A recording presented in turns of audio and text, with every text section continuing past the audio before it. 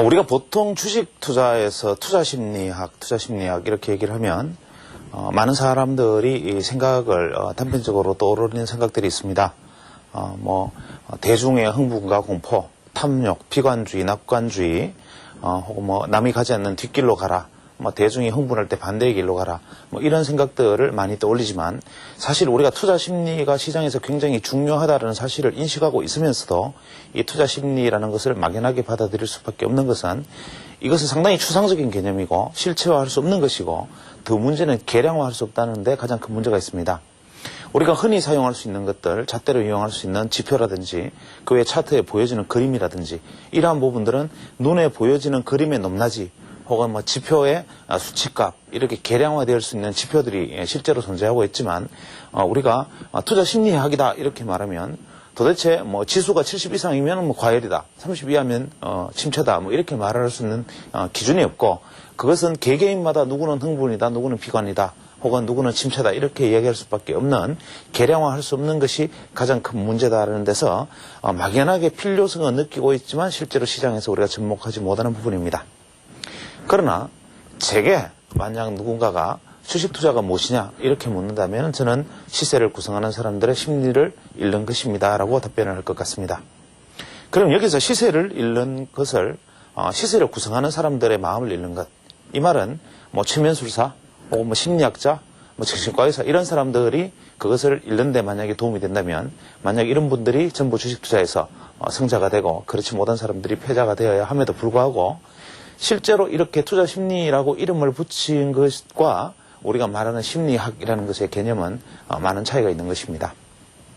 사실 이 부분에서 계량화된 방법들, 소위 말해 지표적으로 생각해 보았던 사람들도 많습니다. 시장에서 우리가 보통 험프리 네일, 우리가 유명한 사람이죠. 험프리 네일, 혹은 구스타프 르봉, 그 외에는 알렉산더 엘더, 이러한 사람들이 대표적으로 우리가 시장에서 알려져 있는 투자 심리학을 계량화해 보려고 시도했던 사람들입니다. 실제로 우리가 시장에서 그러나 이러한 계량적 지표들을 활용할 수 있는가의 논의 여부는 차치하고라도 이분들의 연구를 보면 얼마나 이 부분들에 대해서 깊이 있게 생각했는가라는 것을 엿볼 수는 있습니다. 험프리 네일과 같은 사람들은 주로 어떠한 방식을 취했느냐 하면 선물 시장에서 혹은 현물 시장에서 우리가 보유하고 있는 포지션에 대해서 이 포지션의 보유자가 누구냐를 따졌습니다. 예를 들어서 우리가 선물 시장은 매수자와 매도자 혹은 선물의 매도 계약, 매수 계약이라는 것이 체결이 되어 있다면 선물 시장은 그렇게 체결되어 있는 상태를 우리가 미결제 약정이라고 부릅니다. 이 미결제 약정을 보유하고 있는 사람, 즉 매도 포지션이면 매도 포지션, 매수 포지션이면 매수 포지션, 이것을 보유하고 있는 사람들이 예를 들어서 매도 포지션은 외국인들 중에 무슨 펀드고 또 기관 중에서는 무슨 투신이고 또 정권 중에는 무슨 정권이다. 그러나 반대로 매수 포지션은 개인 투자자들의 개미군단이 현재 많이 들어와 있고 그에 국민연금 이런 부분이 들어와 있다. 이렇게 분석을 한 다음에 그 분석을 한 포지션의 보유자의 힘이 집중력 있는 힘이냐 산만한 힘이냐를 분석하는 방법, 혹은 이 포지션의 총 숫자 대비 구성하고 있는 계약수, 예를 들면 이런 것이죠. 삼성전자를 우리가 이제 현물에서 기준으로 하면 우리가 삼성전자를 기준으로 해서 삼성전자를 예를 들어서 누구가 10만 주를 보유하고 있다면 이 10만 주가 예를 들어서 10,000주짜리를 보유하고 있는 사람 10명이 가지고 있는 것과 혹은 1,000주짜리를 보유하고 있는 사람이 100명을 보유하고 있는 것이 다르다 이겁니다. 예를 들어서 100명이 1,000주씩 보유하고 있을 때의 힘보다는 10명이 10,000주씩 보유하고 있을 때의 힘이 더 세다. 이런 관점에서 우리가 선물지수에서 매도 포지션과 매수 포지션이 똑같이 예를 들어서 만계약이 있다 그러면 그 만계약 중에 이건 10명이 만계약을 가지고 있느냐 20명이 만계약을 가지고 있느냐 이것을 따져서 힘이 즉 가지고 있는 사람 수가 적으면 집중력 있는 힘이다 해서 그쪽에 점수를 주는 방식, 사실 크게 나누어 보면 험프리 네일의 방식은 이러한 방식의 틀 속에서 여러 가지 이루어집니다. 심지어는 현물시장에서는 동일 종목, 동일 사안에 대한 기사가 4번 이상 신문기사에 등장하면 이것은 꼭지다. 최근에 어떤 조선이나 중국 차이나 이펙트 같은 것들이 대표적인 사례가 될 수 있지 않을까 생각합니다. 시장의 시세는 아니지만 일단 이러한 종목들이 신문지상에 많이 등장하고 3번, 4번 신문에 헤드 타이틀을 장식하면 일단 장기적으로는 아니더라도 당분간은 어렵다. 많은 사람들이 지나치게 관심을 가지고 있다. 뭐 이런 식으로 바라보는 방식. 이게 바로 험프리 네일의 방식인데 이 부분은 계량화가 쉬운 장점은 있으나 실제로 활용도에서 다소 떨어진다는 문제가 있었습니다.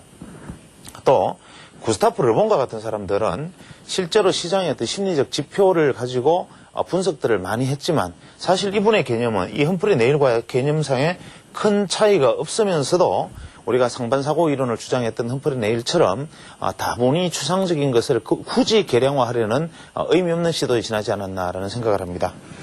그런 의미에서 이 알렉산더 엘더라는 분이 접근했던 방식은 참 나름대로 시장에서 우리가 의미 있는 것들을 발견할 수 있는데 어떠한 부분들을 발견할 수 있느냐면 우리가 대표적으로 뭐 뉴하이 앤 뉴로 혹은 우리가 트린스 지표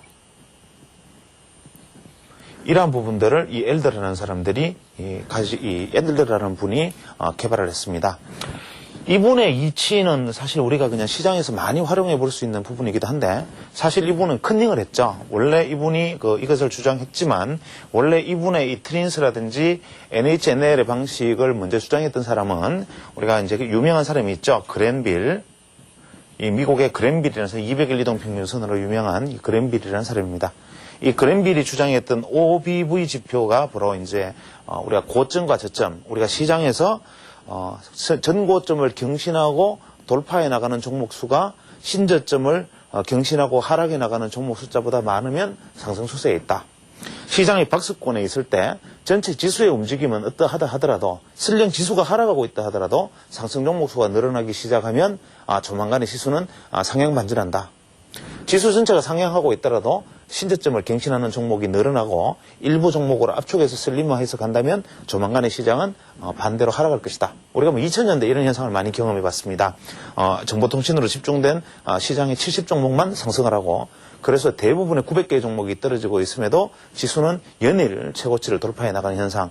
이게 그랜빌의 OBV 지표로 봤을 때는 이것은 강력한 하락을 예고하고 있는 것이 아닌가라고 볼 수 있는데 이 그랜빌이 이야기했던 OBV 지표와 같은 개념으로 이 엘더라는 분은 이 NHNL이라는 지표를 활용을 했습니다.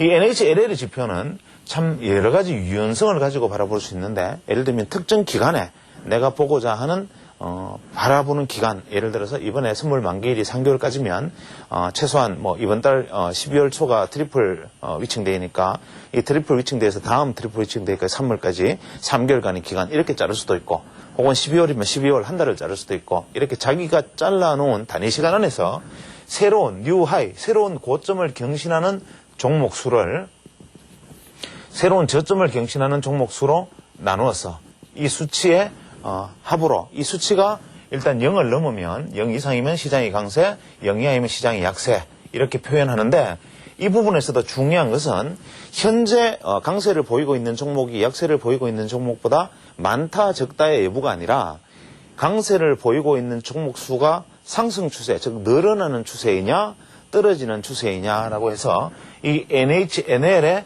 추세가 중요하다 이렇게 얘기를 했습니다. 이렇게 그 NHNL의 추세, 이것은 저 역시도 선물 시장을 예측하는 데 많은 도움을 받습니다. 상승 종목과 하락 종목의 종목 숫자를 가지고 선물 시장을 예측한다. 뭐 이상한 질문으로 들리시겠지만 사실 선물 시장이라는 것이 우리가 코스피 200 종목을 구성하는 지수가 선물 지수라면 이 코스피 200을 구성하는 종목 중에 대표 종목 한 40개 내지 30개 정도를 골라서 이 종목들이 특정하게 짧은 기간 안에서 어떻게 고점을 경신해 나가나 혹은 저점을 경신해 나가느냐에 따라서 그 추세가 하나의 어떤 시장을 예측할 수 있는 추세로서 용도를 많이 활용할 수 있습니다. 그러면 NHNL의 방식대로 우리가 사용하면 시장을 그대로 다 예측할 수 있느냐라는 점에서도 보면 또 이런 부분이 있을 수 있습니다. 우리가 선물 시장에서 보통 트래킹 에러라고 부르죠. 선물에서 바스켓 전체에 내가 어떤 여러 가지 종목을 구성하고 선물 시장이 코스피 지수로 그대로 따라갈 것이라고 생각하고 200 종목을 편입을 해뒀는데 코스피 지수대로 전체가 똑같이 200 종목이 평균에 같이 오르내리라고 생각했는데 한 종목이 급작스럽게 급락을 해버린다든지 혹은 삼성전자 한 종목이 과잉 상승하고 다른 종목은 과잉 하락해서 지수는 따라가지만 이 종목 간의 갭이 큰 경우 이런 경우가 생깁니다. 그래서 우리가 시장이 실제적으로 왜곡되지 않은 시장의 힘은 무엇인가? 그래서 이것을 바라보기 위해서 이 트린스라는 좀 더 발전된 지표를 사용했습니다. 이 트린스라는 것은 어떤 지표이냐면 앞서 말씀드린 이제 시장에서 보여주는 우리가 상승 종목 수와 하락 종목 수, 예를 들어서 상승 종목 수의 하락 종목 수를 나눈 값을 상승 종목의 거래량을 하락 종목의 거래량으로 나눈 값으로 다시 나눈 값입니다. 이 말은 뭐냐면 상승 종목보다 하락 종목으로 나눈 값이 양으로 나온다는 말은 상승 종목 수가 많다는 소리인데, 이때 상승 종목의 거래량이 하락 종목의 거래량보다 많은 것이라면 시장은 당연히 정상적으로 힘이 있는 종목인데, 이렇게 되면 상승 거래량이 분자의 분모를 형성하고 있기 때문에 실제로 시장 값은 적을수록 시장이 강세를 보여준다, 뭐 이런 어떤 지표값을 가지게 됩니다. 그런데 지금 제가 말씀을 드린 것은 현재와 같은 뭐 트린스, 즉 이 트레이드 인덱스, 뭐 혹은 그 외에 뭐 험프리 네일이 이야기한 여러 가지 지표들, 르봉의 지표들과 같은 우리가 소위 말하는 투자 심리라는 것을 계량화한 이러한 어떤 지표값, 사실 엄밀하게 말하면 또 다른 투자 심리라는 이름을 너울을 덮어선, 투자 심리라는 이름의 너울을 덮어선 새로운 어떤 지표에 지나지 않는 것이 아니냐라는 사실 의문이 들 수 있습니다. 사실 맞습니다. 우리가 시장에서 그 지표라는 것들은 뭐 여러 가지 뭐 요즘은 금융공학이 발달하면서 금융공학적 지표, 그 외에는 뭐 과거에 어떤 우리가 가치 성수를 비교하는 기관 투자자들의 가치 지표, 뭐 다양한 지표들이 실제로 존재하지만 이러한 지표들이 전반적으로 시장 예측 기능을 떨어뜨리고 있다는 것은 분명한 사실인데, 투자 심리학이라는 그럴듯한 이름을 앞에 끌어대서 사실은 또 하나의 어떤 계량적 지표를 만들어내는 어떤 교조적 방식에서 벗어나지 못한 것이 아니냐라는 반문을 던지면 사실 그렇습니다. 그러면 제가 말하는 이 투자 심리학은 도대체 뭐냐라고 질문을 다시 하신다면, 저는 이 제가 말하는 투자 심리학은 이런 계량적 지표가 아니다라는 것을 먼저 단호하게 말씀드리고자 합니다. 저는 이 투자 심리학이라는 것을 어떻게 생각하느냐 하면, 어떤 이것을 거창하게 심리학이다 이렇게 말하는 것이 아니라 그냥 문자 그대로 시세의 마음을 읽는 방법이다 이렇게 해석합니다. 이 시세의 마음을 읽는다는 것이 무슨 뜻이냐면, 근본적으로 우리가 시세라는 것을 이야기를 하면 이 시세라는 것은 매수자와 매도자의 의견이 맞부딪혀서 형성된 것을 시세라고 말하고, 매수자가 매도자를 압도하면 시장이 상승 시세를 만들어내고 시세가 오르고, 매도자가 매수자를 이기면 시세는 하락한다 이렇게 말을 하지만, 사실 이 시세라는 말 속에는 매도 대기자와 매수 대기자는 실제로 그 이외의 주변에 존재할 수 있을지 몰라도 시세 내에는 매수자와 매도자가 항상 1대1로 부딪히기 때문에 그 시세 안에 매도자의 힘과 매수자의 힘이 같이 높낮이를 가질 수는 없는 것입니다. 그래서 우리가 이 시세라는 것을 어떻게 읽을 것이냐, 도대체 시세라는 것을 어떤 것을 읽을 것이냐라는 것을 생각을 해보면, 우리가 시세 읽는 방식에 대해서 우리는 얼마나 교조적이고 틀에 박힌 방식으로 시세를 읽어왔는가라는 부분에 대한 반성을 먼저 하게 됩니다. 시세를 읽는 방식 뿐만 아니라 우리가 경제 현상에서 사물을 읽는 방식, 혹은 우리가 세상을 살아가는 사회에서 살아가는 어떤 사회를 눈을 뜨고 크게 뜨고 보는 방식들이 그리 다르지 않습니다.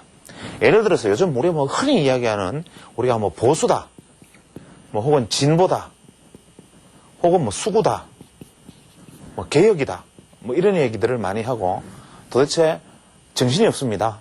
하여튼 이 개혁이라는 이야기, 진보라는 이야기, 수구라는 이야기, 꼴통이라는 이야기, 이런 얘기들을 우리는 수십 년 전부터 계속 들어왔지만 여전히 이 문제로 나라가 시끄럽습니다. 여기서 말하는 이 보수라는 것은 뭐냐, 이 보수 또 개혁이라는 것은 뭐냐를 가만히 생각해 보면, 보수와 개혁은 현재 그냥 이만하면 됐다, 지금 현재의 우리의 모습이, 현재의 모습이 그저 이만하면 됐는데 다만 조금 정신 시끄럽긴 하지만 이만하면 지키고 살만하다라는 것이 보수라면, 개혁이라는 것은 비록 이 전체의 틀은 유지를 하지만 그래도 이런 부분들은 좀 고치는 게 좋지 않겠느냐, 이게 개혁이고, 보수는 요거 고치려 하다가 안 고쳐야 되는 것들도 괜히 손대게 되니까 그런 거 저런 거 하지 말고 그냥 조신하게 살자, 이것이 보수지요. 그런데 이 현재라는 관점을 놓고 사람들의 의견은 여러 가지로 부딪힙니다. 현재가 불만스러운 사람들이 있죠. 과거에는 내가 해먹기가 좋았는데, 과거에는 장사 해먹기도 좋았고, 과거에는 정치 해먹기도 좋았고, 예전에는 그냥 기침 한마디만 하면 벌벌 떨던 것들이 있었는데 지금은 그렇게 말을 안 들으니, 아이 과거에 좋았는데 지금은 나는 못마땅하다. 과거가 좋다. 수구. 옛날 거를 지키자 해서 거꾸로 가자.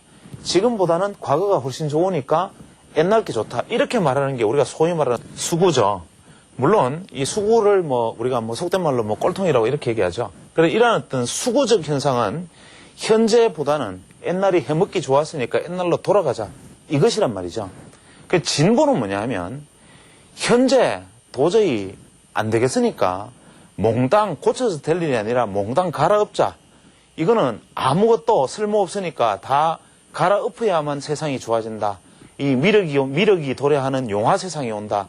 이러한 것이 소위 말하는 진보라는 의미에서 우리가 받아들일 수 있는데, 이 문제도 가만히 생각해 보면 이 진보를 하자는 사람들은 갈아엎어서 용화 세상을 바라보자라고 주장하지만, 이 갈아엎는 과정에서 이 상강오른이 무너지고 사도가 땅에 떨어지고 사람이 살아가는 윤리 도덕이 엎어지고 모든 것이 뒤집어 엎어지더라도 우리는 이 목표를 위해서 어떠한 수단을 택해도 좋다 없어 밀어붙이는 소위 말하는 급진에 속하는 부분이 되는 것이고, 이 수구로 돌아가자 하는 사람들도 이 나라 꾸라지 내가 뒤집어 엎어가지고 내가 얻어먹을 수 있는, 해먹을 수 있는 세상만 온다면 지금 가지고 있는 그동안의 이 우리가 이루어냈던 성취는 희생해도 좋다. 나 하나 잘 살면 된다는 생각이라는 측면에서는 이거나 사실 걸러먹기는 마찬가지인데, 이 안에서 개혁하자는 사람들은 사실은 이 진보하자는 사람들이 개혁이라는 이름의 탈을 쓰고 진보를 주장하고, 사실은 이 수구하려는 사람들이 보수라는 이름을 덮어쓰고 수구를 하려 들기 때문에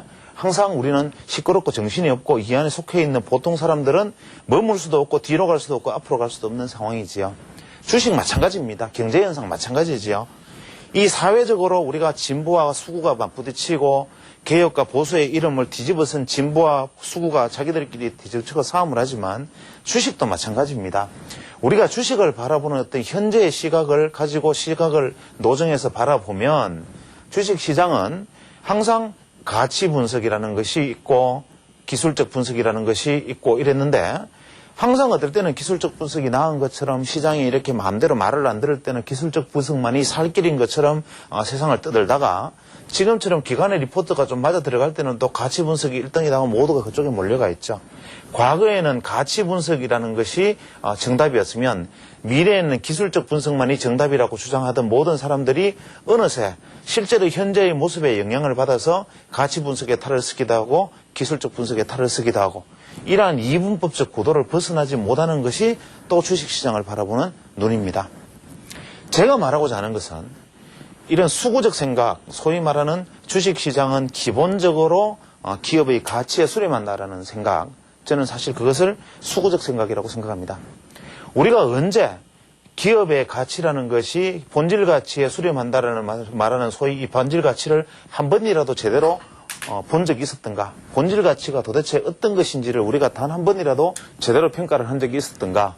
사실 이 질문에 대해서 대답을 던져보면 제도권 펀드 매니저뿐만이 아니라 제도권 애널리스트, 그 외 주식시장에서 오랫동안 몸을 담았던 사람들이 사실 말문을 찾지를 못합니다. 사실 지금 같은 어떤 추세시장에서 시장의 상승 추세에 진입했을 때는 기업의 리포트들이 기가 막히게 잘 들어맞고, 실제로 우리가 이 1999년 초에 그런 경험들을 많이 해보셨을 거라고 생각합니다. 그렇지만 우리는 그러한 어떤 학습 효과들을 한 3년 정도 지나면 잊어버리기 때문에 지금은 소위 말하는 본질 가치에 대한 저평가, 고평가만이 시장의 본질인 것처럼 전원이 따라가지만, 이제는 다시 그 부분에 대한 반성이 좀 필요하지 않나라는 생각도 해보게 됩니다. 그러면은 기술적 분석이라는 것은 또 그럼 얼마나 타당한가? 사실 이 기술적 분석이라는 것은 사실 웃기는 이야기입니다. 제가 기술적 분석에 대한 이야기를 많이 하고 있지만, 이 기술적 분석이라는 것은 과거에 보니까 요런 비슷한 조건에서는 시장이 요렇게 오르더라. 과거에 시장이 요런 모습을 보이니까 시장이 떨어지더라.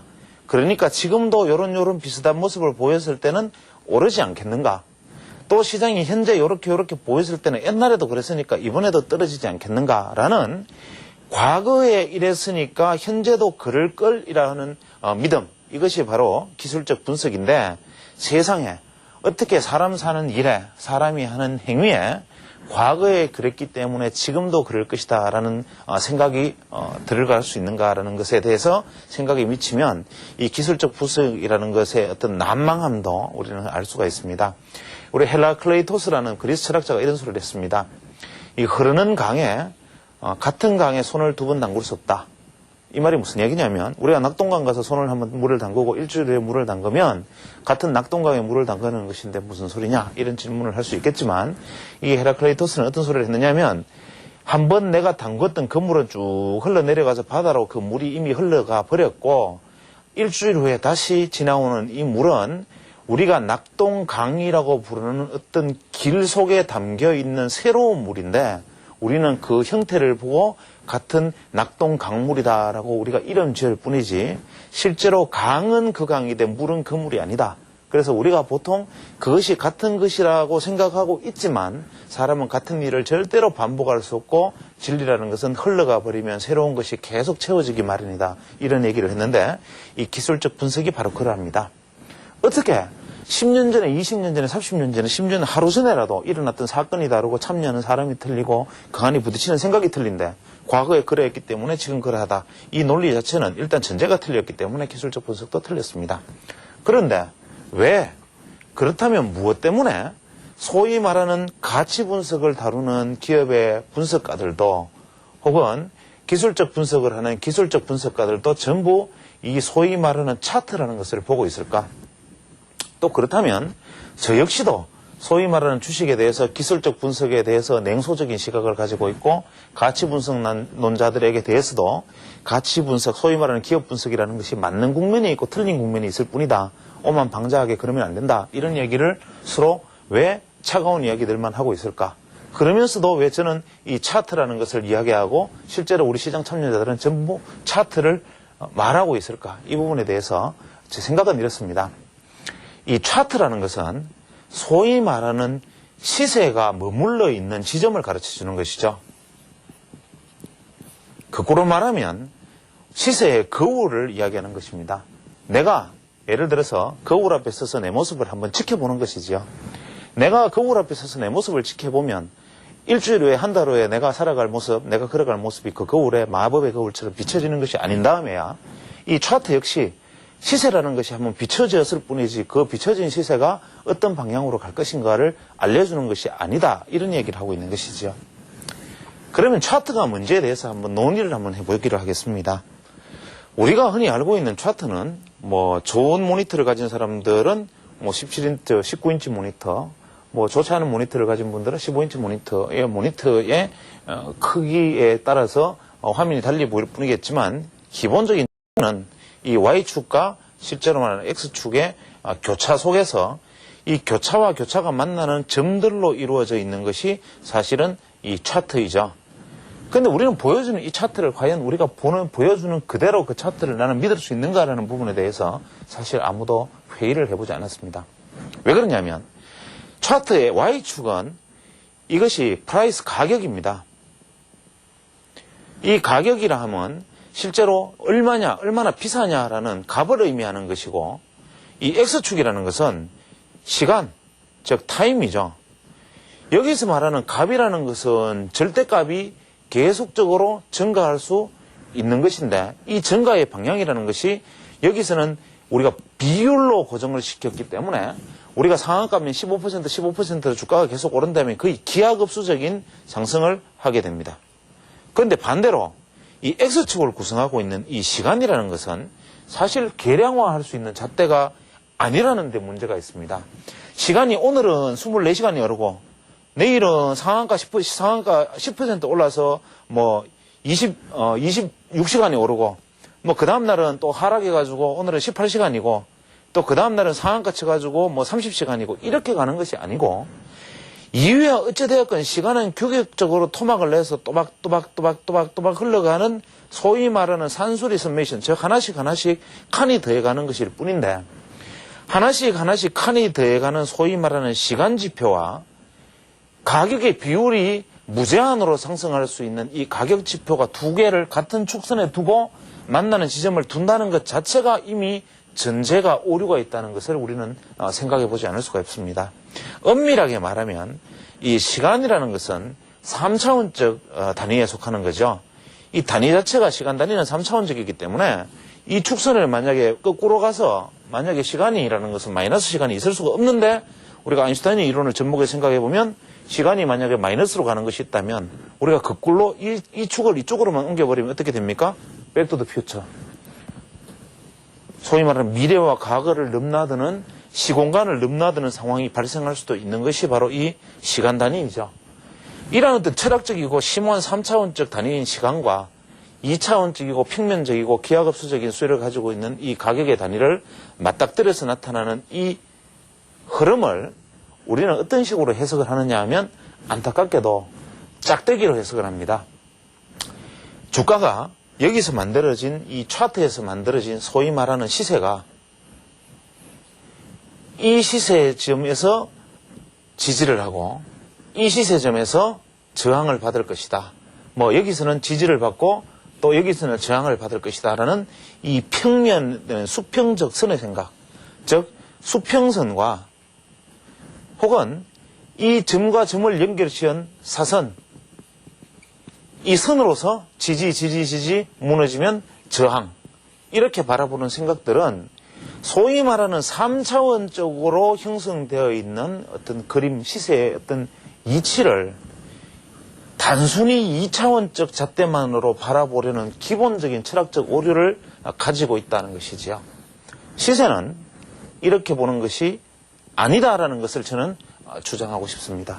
그럼 제가 말하는 것은 이런 쓰잘데없는 추세선, 소위 말하는 이 지지선과 저항선이라는 이런 어떤 용어 따위 그 외에 뭐 어떤 고점과 저점을 가지고 있고 어떤 추세를 가지고 있고라는 어떤 2차원적인 소위 말하는 직선적인 짝대기, 이걸로서 판단할 수 있는 것이 시세가 아니다라는 주장을, 저는 시세는 곡선이다라는 얘기를 여기서 강경하게 한번 화두를 던지고자 합니다. 시세는 곡선이다.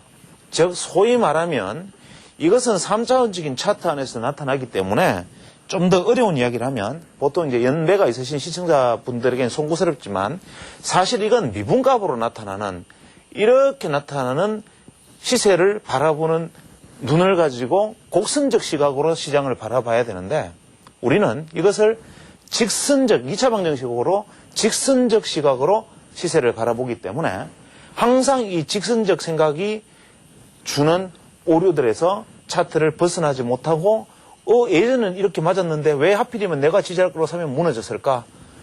보조지표가 이러면 괜찮았는데 왜 하필이면 나만 사면 안 될까? 이렇게 지지선을 꺼서 나는 분명히 매수라고 했는데 왜 무너질까?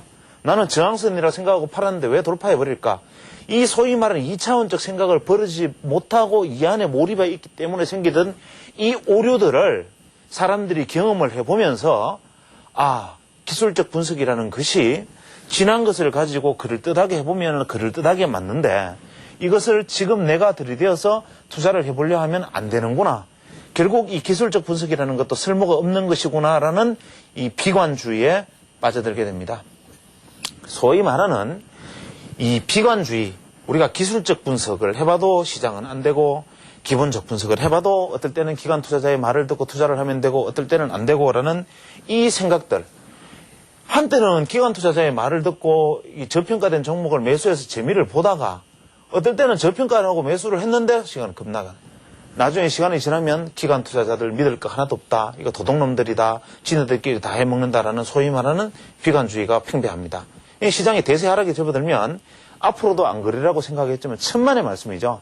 미국같이 선진시장에도 지난 2000년 나스닥의 고점에서 나스닥의 추가 상승을 주장하면서 저평가론을 주장했던 IT 섹터의 그 엄청난 수많은 애널리스트들이 전부 보따리에서 집에 갔죠. 지금 이 사람들이 이제 저점이라고 뭐가 저평가 주장하면 실제로 시장이 오르면 맞습니다. 이분들이 나중에 연봉이 오르고 뭐 또 시장의 스타 애널리스트가 되겠지만 또 그 고점에서 그러한 주장을 하다 또 죽어나갈 것입니다. 그렇지만 우리는 이렇게 상승해가는 이 추세의 중간에서는 이제는 이 말을 믿어야 되는구나 하고 전부 다 또 여기에 환호하게 되지요. 그러다 여기 한번 배신당하면 또 비관주의에 빠집니다. 또 기술적 분석도 소위 말하는 기술적 분석이 적용될 수 있는 구간, 소위 말하는 이 전체적인 비추세 구간, 우리가 시장이라는 것이 추세 대 비추세가 약 3대 7로 비추세 구간이 많기 때문에 이 비추세 구간에 적용을 해서 절묘하게 작용할 수 있는 이 기술적 분석법들도 추세 구간에 딱 들어서 버리면 그다음부터는 안 맞고 기관들의 말만 맞으니까 기술적 분석은 천재의 쓸모가 없다. 이건 다 버려야 된다. 내가 헛공부했다라고 생각하는 소위 말하는 기술적 비관주의. 이 양대 비관주의자들이 사실은 투자자들이 주식시장을 두려워하고 겁내게 만드는 것입니다. 그럼 제가 말하는 곡선으로 바라보자. 혹은 투자 심리다. 이렇게 말하는 부분들은 어디에 속하는 것인가? 당연히 가치 분석을 하는 것도 아니고 그렇다고 해서 교조적인 기술적 분석을 논하고자 하는 것도 아닙니다. 저는 시세를 읽고 시세와 이야기하고 시세를 이해하자는 이야기를 하고 있고 앞으로 저는 이 강의 시간을 통해서 앞으로 이제 한 2, 3회에 한 번씩 계속 집중적인 강의를 계속 통해서 어떤 이야기를 할 계획인가 하면 소위 말하는 시세를 읽고 이해하고 대화하는 방식을 연구하자. 이 주제로 나갈 것입니다. 저는 제가 이것을 시장을 이해하고 대화를 하고 있는지 없는지 저도 잘 모르지만 이 논의를 통해서 저 역시도 우리가 상방향성으로 제가 이 대화하는 방법, 읽는 방법을 이 방송을 통해서 배울지도 모르겠고 혹시 제가 안다면 이 부분에 대한 이야기를 들려드릴 것입니다. 그런데 지금 제가 말하는 것은 그럴듯해 보이는데 당신이 말하는 것이 말은 그럴듯한데 그건 역시도 무슨 방법이 없지 않느냐. 그러면 소위 말하는 투자 심리의 이해법, 투자 심리의 대화법이라는 무슨 기법이 있느냐 이런 질문을 던지게 되겠지만 저는 제 생각은 최소한 제 생각은 이미 시장에서 소위 말하는 시세라는 것이 차트를 통해서 보여주는 이 거울을 우리는 보고 그대로 이해할 수 있음에도 불구하고 단순히 우리가 주입되어 왔던 교조적인 생각들 때문에 그것을 이해하는 눈이 가려져 있다고 생각합니다. 대부분의 모든 사람들이 좀 더 침착하게 깊이 있게 이 시세라는 것을 연구해보고 생각을 해보면 이 시세라는 것의 의미를 알 수 있음에도 불구하고 생각 속에 주입되어 버렸던 이 소위 말하는 짝대기식 생각들이 차트와 시세를 바라봤을 때 나를 그렇게 보게끔 만들어버렸다는 것이죠. 우리가 신생아가 세상에 태어났을 때 이 신생아는 처음에 원이다, 네모다 이런 개념을 알 수가 없고 안과 밖이라는 개념도 모릅니다. 우리는 그 신생아에게 동그라미를 그려줘가지고 자 이것이 동그라미다, 이것이 네모다라는 것을 가르쳐 주면 이 사실 아무것도 아닌 이 칠판 위에 그려진 아무것도 아닌 이 동그라미의 의미가 그저 신생아의 눈으로 보면은 그저 여기 그려진 하나의 그러한 색깔의 변화에 지나지 않는데 우리가 성인들에게 100이면 100에게 이것을 보여주면은 전원이 동그라미라 그러죠. 신생아는 뭐라고 얘기했냐면은 이것을 그냥 칠판이라는 단어는 모르지만 그냥 이 자체를 칠판이라고 인식을 합니다. 그런데 이것을 아는 사람에게 보여주면 이것이 뭡니까? 그러면 칠판입니다. 그래야 되는데 큰 본질적인 이야기, 소위 말하는 칠판입니다라는 답을 해야 될 상황에서 동그라미입니다라는 답을 해버리는 것이거든요. 혹은 제가 이것을 지워버리고 여기서 이 그림을 그리고 이게 무엇입니까? 라고 물으면 방송을 보시는 대부분의 사람들은 네모다 이렇게 대답하시죠. 그렇지만 제가 묻고자 하는 것은 이것은 무엇입니까? 라면은 칠판이다 이 대답을 듣고 싶어 하는 것입니다. 주식 시세 바로 그렇습니다. 그러면 주식 시세에서 우리가 소위 말하는 이 짝대기식 생각, 이 생각을 어떻게 버릴 것이냐라는 것은 기본적으로 시세를 이해하는 방식을 혁파하지 않고는 어렵습니다. 그래서 저는 이미 나와있던 시중에 나와있던 모든 기술적 분석의 어떤 틀들, 중거들, 롱거들이 다만 그렇게 보지 않고 이렇게 보면 그것이 이렇게 보인다라는 것들을 주제로 하나씩 나갈 것입니다. 예를 들어서 이동평균선이다 하면 이동평균선이라는 것은 뭐 며칠간의 시세의 합이기 때문에 방향을 틀면 시장은 상승 전환한다. 이것이 누우면 하락 전환한다. 중기, 중장기 이동평균선을 상승하는 중장기 이동평균선을 상승하는 단기 이동평균선이 돌파하면 매수한다. 하락하는 중장기 이동평균선을 상승하는 단기 이동평균선이 돌파하면 매도한다. 반대로 하락하고 있는 중장기 이동평균선을 단기 이동평균선이 데드크로스하면 더 매도한다. 뭐 장기 이동 평균이 상승 중일 때 단기 이동 평균선이 조정을 받으면 매수 기회다. 이런 식의 짝대기식 생각을 하자는 것이 아니라 왜 이러한가라는 데 대한 질문, 왜 이러한가라는 것을 생각해 봄으로 해서 이것이 어떤 것인가에 대해서 시장과 시세와의 대화를 이해하는 방식을 논의하고자 합니다. 예를 들어서 이런 것이지요. 일전에도 제가 선물 강의할 때 한번 얘기를 한 적이 있었는데, 예를 들어서 우리가 이평에 대해서 한번 생각을 해보겠습니다. 이평. 우리가 소위 말하는 이동평균선. 좀 더 우아하게 있어 보이게 이야기하면 무빙해버리지. 소위 말하는 이 이동평균선이라는 것이 무엇이냐 하면 5일 이동평균선이라면 5일, 뭐 10일 이동평균선이면 10일, 20일 이동평균선이면 20일 이렇게 있습니다. 그러면 이동평균선에 대한 생각을 이야기해 보십시오 하면 주식 투자를 처음 배우신 분들은 신기한 것이고 좀 아는 분들은 단기 이평선은 지지선, 당일간의 시세의 지지다. 또 장기 이평선은 전체 추세의 방향을 보여준다. 또 좀 더 많이 하시는 분들은 5일 이동평균선보다는 3일 이동평균선이 중요하다.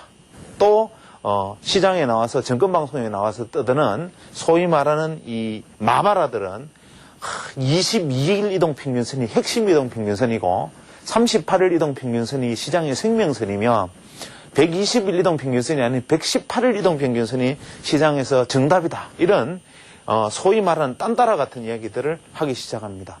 쉽게 말하면 이동평균선에 대한 생각을 더 깊이 있게 해보라고 하면 더 해볼수록, 전문가라고 하면 더 전문가일수록 좀 더 세련되고 좀 더 날씬한 방법으로, 섹시한 방법으로 이야기를 하려고 들지, 이 이동평균선이 근본적으로 무엇인지에 대한 생각은 하지 않습니다. 예를 들어서 요즘은 10일 이동평균선이 중요하다. 10일 이동평균선의 지지 여부를 관찰해라 그러면 대부분의 사람들은 생각은 이렇습니다. 예전에는 20일을 봤는데 지금은 10일을 본다. 요게 이 정도, 그게 왜 이럴까라고 생각해서, 예전에는 21선까지의 조정이 지지였는데, 지금은 11선의 지지가 조정이 될 정도면 시장이 사람들이 마음이 조급하구나. 그래서 예전에는 5일선이 무너지면 21선에 가서 기다렸는데, 이제는 11선에서 바로, 매수세가 들어오고 있기 때문에 시장 사람들이 요즘은 이 상승에 대해서 좀 조급하구나. 이 정도로만 설명할 수 있는 사람들도 사실은 이거 많이 생각해 본 분들이죠. 그러나, 우리가 냉정하게 이평이라는 것이 가지고 있는 의미는 어떤 의미를 가지고 있느냐 하면 이런 의미를 가지고 있습니다. 예를 들어서 우리가 5일 이평이다 가정을 하겠습니다. 5일 이평이라면 문자 그대로 이것의 정의는 5일간의 주가를, 소위 말하는 5일간의 시세를 합한 값을 나누기 5를 했을 때 나타나는 값. 그 다음 날이 되면 앞에 걸 하나 지우고 여기다 뒤에서 오늘의 주가를 넣어서 나타나는 값. 또 그 다음날이 되면 뒤에 거 하나 지우고 또 오늘 거를 하나 더해서 생기는 값. 이렇게 해서 나누기 5한 값들을 계속 점을 찍은 다음에 이 점들을 이어준 선, 이것이 5일 이동평균선이죠. 단순하게 생각하면 분명히 그렇습니다. 그래서 5일 이동평균선은 우리가 소위 말하는 시장의 단기적 시세를 보여주는 하나의 방향선이다. 이렇게 얘기도 할 수 있지요. 진짜 우리가 생각해야 되는 것은 뭐냐 하면 5일 이동평균선, 소위 말하는 이동평균선, 이평이라는 것은 이게 문자 그대로 이것이 나누기 5라는 것이 가지고 있는 의미, 혹은 21일선이라면 나누기 20, 60일선이면 나누기 60이 가지고 있는 이 의미를 생각해야 되는데, 여기서 말하는 의미라는 것은 이것이 시세의 평균이라는 것이죠. 평균. 이 말의 함의에 대해서 깊이 있게 생각을 해봐야 됩니다. 시세의 평균. 예를 들어서 5일 이동평균선이라고 가정하면 5일간의 시세의 평균, 이 5일 이동평균선 선상에서 매매가 이루어진 사람들은 추세에 순응한 사람들 내지는 그저 평균 시세를 만들었던 사람. 5일 이동평균선이 여기 있음에도 불구하고 여기에 매수를 한 사람과 여기에 매수를 한 사람, 여기에 매도를 한 사람과 여기에 매도를 한 사람, 또 여기에 매수를 한 사람과 매도를 한 사람이 각자가 형성이 되어 있을 텐데, 우리가 이평선이 시세의 평균이라는 관점에서 생각을 하면 이평선의 위쪽에서 매수를 한 사람은 얼른 생각하면 바보지요. 전체의 평균, 시장 전체의 평균이 이 값인데 굳이 여기서 매수를 한 것은 뭐냐 하면 시장이 하필이면 고점에 시세가 이제 이렇게 올라가면서 이제 평균선을 만들었을 테니까 꼭 고점에 가서 매수하는 사람이 있다 이거지요. 그러면 이 사람은 흥분해가지고 시세가 무엇인지도 모르고 고점에서 매수해서 물려있는 사람. 이 평균선 관점에서 보면 여기서 물려있는 사람이고 짧게. 그나마 이게 5일선이면 괜찮은데 이게 만약에 한 240일선 정도 된다면 여기서 물려있는 사람은 뭐냐면 긴 기간 1년 이상 고점에 매수해가지고 아직까지 물려있는 사람이 되는 것이지요. 그럼 과연 그럴까? 또 이 밑에 여기서 매수한 사람들은 어떤 사람입니까? 대단히 현명한 사람이죠. 와이즈맨이죠. 전체적인 시장 평균이 여기 있는데 여기에 매수를 했다면 현재 벌써 이동평균선 값만큼의 수익을 내고 있는 사람이 되기 때문에 이 사람은 지극히 현명한 사람. 또 과연 그럴까? 이 부분에 대한 생각을 해봐야 됩니다. 만약에 정말 현명한 사람은 이평선 밑에서만 사고 바보는 이평선 위에서만 산다. 이렇게 가정을 한다면 이평선이라는 것이 이렇게 움직이거나 이평선이라는 것이 이렇게 움직이는 것은 어떻게 움직입니까? 시장은 바보에 의해서 움직인다라는 말과 같습니다. 우리가 시장이 상승 추세에 접어들어도 바보가 시장을 상승 추세를 만드는 것이고 종합주가 지수가 500에서 1000이 가면 500에서 1000 가도록 시장이 뛰어드는 사람은 전원이 바보고 그런 논리가 형성이 되는 것이 바로 이 이동평균선에 대한 생각이지요. 그럼 과연 이게 바보냐?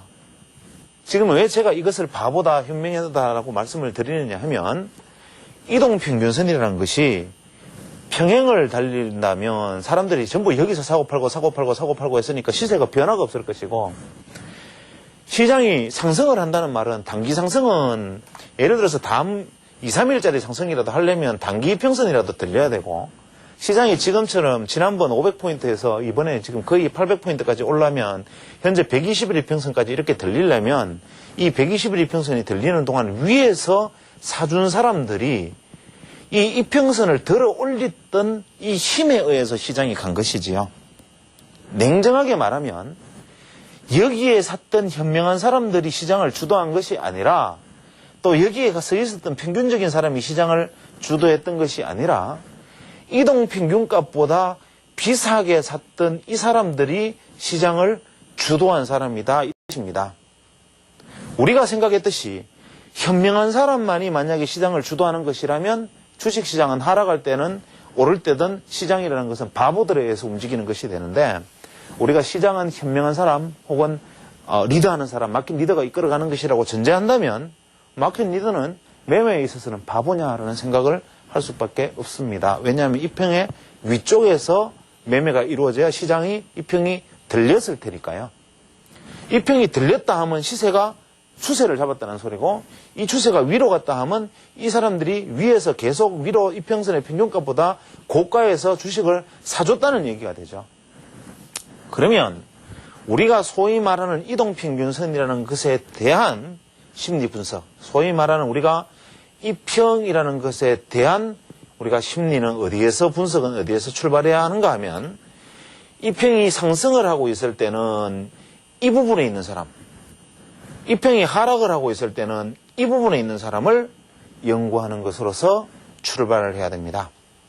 그러면 시장을 들어 올렸을 때 여기에서 사준 이 사람들은 과연 무엇으로 구성되어 있느냐 하면 최소한 5일선만 들어 올리고 장기선은 그대로 누운 상태에서 5일선이 다시 꺾여서 이렇게 갈 시세였다면 여기에 구성되어 있는 사람들은 대부분 소위 말하는 시장에 잠시 시장이 흥분했거나 아니면 개인 투자자들이 혹은 소위 말하는 개미 군단들이 혹은 아무런 세력을 형성하지 못한 시장의 어떤 산발적인 힘이 그저 잠시 시세를 흥분시켰을 뿐이다라는 해석을 할 수 있겠지만 만약에 이것을 들어 올리는 것이 추세적으로 들어 올려 준다면 이 안에 구성되어 있는 것은 이 시세를 들어 올릴 수 있는 이 시세를 들어 올려야만 하는 무엇, 소위 말하는 마켓을 리더하는 그 집중화된 무엇 플러스 소위 말하는 어리석은 부하 내동자가 여기에 함께하고 있는 것이지요.